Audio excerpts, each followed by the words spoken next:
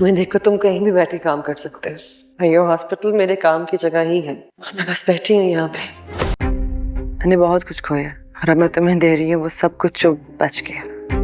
खुद को जुड़ने में थोड़ा वक्त लगेगा, क्या तुम इंतजार कर सकते हो? जब से मामा गई हैं इस घर का हर फर्द तुम्हारी तरफ ही देख रहा है, जैसे कि तुम ही हो जो इस घर को बचा सकती हो।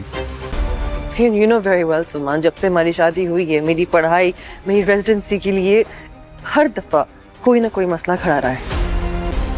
Doctor Rubina use my family.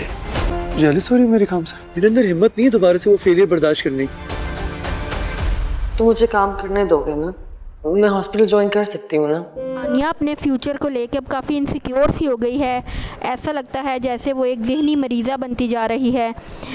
उसे किसी बात पर अब यकीन नहीं आता। कभी वो सलमान से कहती है तुम देखो कहीं भी बैठकर अपना काम कर सकते हो, लेकिन मेरे ये काम की जगह है, फिर भी मैं यहाँ पर फ्री बैठी हूँ। फैज़ान भी अब मीना की तरफ ही देखता रहता है हर वक्त, क्योंकि डॉक्टर अंबर तो जा चुकी है और उसे पता है कि मीना अगर चली गई तो हमारे घर में कुछ भी बाकी नहीं रहेगा।